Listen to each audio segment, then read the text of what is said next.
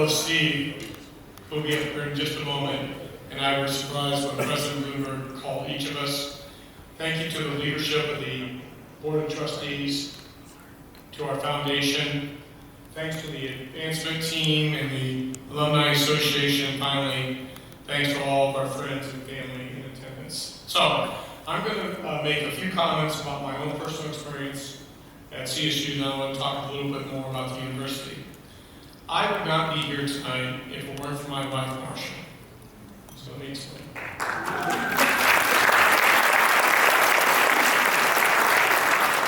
On New Year's Eve, 1977, a million years ago, my buddy JD and I called it an early evening at the Kent bar scene and decided to head back to Canton before all the crazies got on the road. We saw a Pizza Hut just south of the city and decided to grab some food, maybe a beer or two.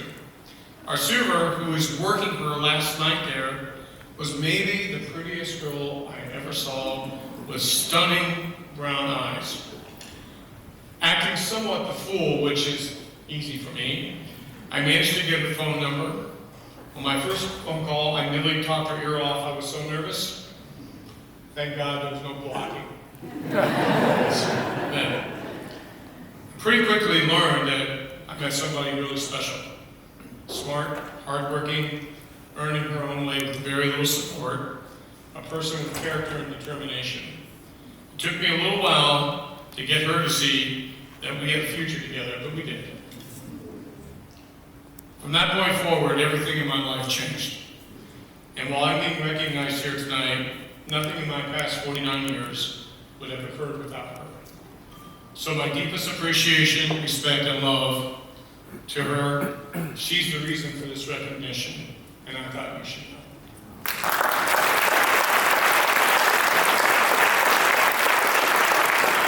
After we were married, we thought we were heading out west for graduate school and adventure. I was going to be a physiological psychologist, ride horses, and maybe play guitar in some country western bars.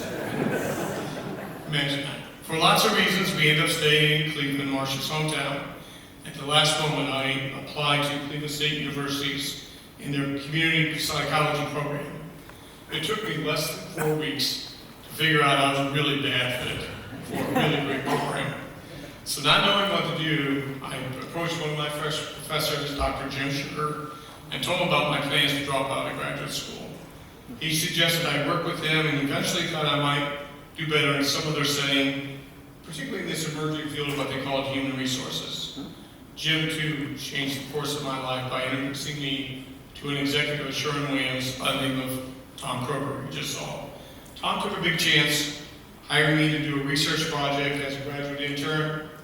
More remarkably, Jim and a couple other professors literally built an IO program for me, focusing on statistical analysis and other business-related activities.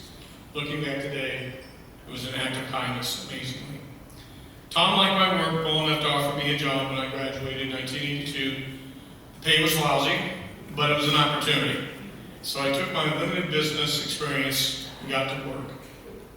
Within a year, I built a management team and got some directors and managers within Sherwin-Williams to help conduct the training. One of them is somebody that you might have heard of by the name of Chris Conner. Chris agreed to be one of my guest trainers, beginning a lifetime business and personal friendship. Chris, like Jim and Tom, never really asked what they got out of it for helping me. They just did.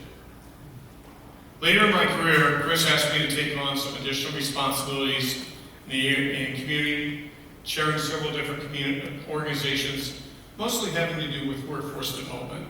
One of them, the Cleveland Leadership Center, is where I met Mary Ann Crosley. Trained as a lawyer, smart as a whip, and very dedicated to civic engagement and leadership development, I learned so much from her. And her famous quote was, "Leaders show up." That resonates with me. I started working with the CSU Foundation around 2010, being approached by Marinthia Levin, my friend out there, and Ron Berkman, my friend over here. Ron, who's a very persuasive man and a good friend. When I retired from Sherwin-Williams in 2016, I began to put more time and energy to the foundation. and it's been incredibly rewarding. My service has not been as long as Tom Adler's or Steve Kirk's or Tim Cosgrove's, but it has been, and these men were just heroic in what they did.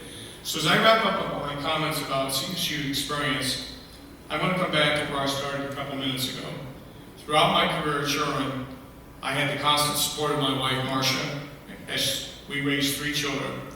I have no doubt that their values and their subsequent successful launching of their own lives is due in large part to her work and diligence.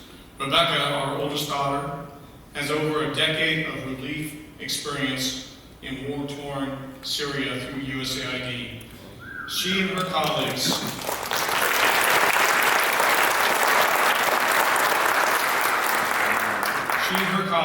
saved hundreds of thousands of lives of the Syrians, and her impact on the world is far greater than mine will ever be. Ben is an economist. He works for the Congressional Budget Office on healthcare issues. He too has dedicated his career to the service of others, especially those who fall outside the safety net of healthcare. And our son Stephen actually has his own CSU experience, having gone to China as a teenager as part of the Confucius Institute housed on the campus at the time. He's lived and worked in China for over a decade, and more recently returned to Northeast Ohio for a short time with his new wife Xenia, who are both enthusiastic entrepreneurs. So you can see why I'm so grateful to Marsha. When I met her, I won the lottery. Last year I celebrated 50 years of playing the guitar, acoustic guitar poorly. I've written a few songs, nothing noteworthy, but there was one line in one song that I do think summarizes how lucky and fortunate I've been. And the line is this: I felt just like a child on Christmas Eve who opened a gift he never expected to receive and got something he never asked for. So to Marsha, Jim, Tom, Chris, Marianne, and all of my other friends and colleagues, thank you for that gift I never received. Now, a couple of comments about our beloved university. CSU was founded in 1964, is an irreplaceable institution for this community and for the workforce. As I thought about this, I also asked the question, what other significant event happened in 1964? Somebody? The Browns! They won their last championship against the Baltimore Colts. Ironic as that sounds. A bit of irony there, perhaps. So with my new AI toy, I asked some other questions. How have our teams been doing since 1964? And I'm mindful that we were 14 points behind in the first quarter, but we'll make a comeback here in just a few minutes with the Cavs. But I asked myself, how have we done? Well, the Browns have won approximately 45% of their games. The Cavs 48%. Our Indians and Guardians 50%. Not surprising, given the fact that that's what probability would have probably predicted. Since 1964, CSU has graduated 146,000 students. But we're doing much better than the probability predicts. We were most recently ranked as #1 in the state for economic mobility. Our graduation rates are above national averages. Our retention rates are as good as well. We have a great team. We win a championship every year with every graduating class.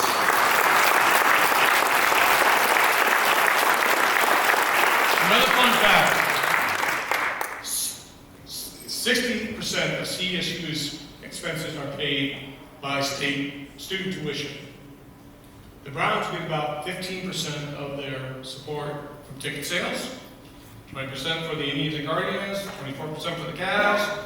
Now, this is all data, so I hope it's right. Of course, we at CSU don't have media contracts, parking receipts, concessions, or anything else. CSU gets another 30% of support from the state, and the rest is up to us. Let those numbers sink in. Our students largely pay their way. And it seems to me that these students should have the greatest voice in the future of this essential institution. They are being educated, trained, and then entering our workforce. Now, there's been much discussion lately about the future of college education. I believe if you want to look at the future of value in economics, you already see it here at Cleveland State University.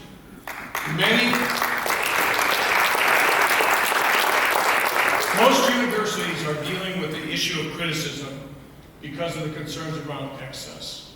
As Laura just said, we drive and promote access and opportunity.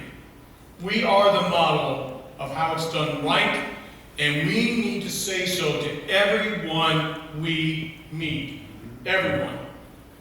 Many of us are old enough to remember the movie, All the President's Men. Do you remember that famous line from that movie? Follow the money. Follow the money. In every walk of life, we can determine whether interest, passion, and commitment lies by following the money.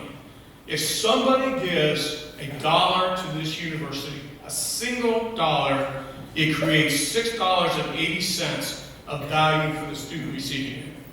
We have many wonderful donors here tonight. We have the Levin family, the Decker family, the Solo family, and I'm going to leave somebody out here. But we have many, many wonderful donors. But here's the problem. We don't have enough. I can't think of many investments that literally changed lives. For what it's worth, I was one of those. Under the leadership of our foundation directors, through the room tonight, Corinthia, I don't know where you are, I can't see. Julie and my recently hired Chad Warren, great progress has been made in building our endowment, but it's only a start. We need leaders, business leaders, the legal profession, our nonprofit organizations, our medical professionals, religious leaders, educational leaders, and political leaders to show up. We need leaders to speak out and advocate for the anchor status of this university, for this region. We need financial support at the beginning, middle, and end of the student's journey. We need to care enough about the future of our workforce development as much as we care about our other well-loved institutions, our sports teams, our theaters, our museums, and our orchestras. Leaders show up. Do you agree with me? Yeah.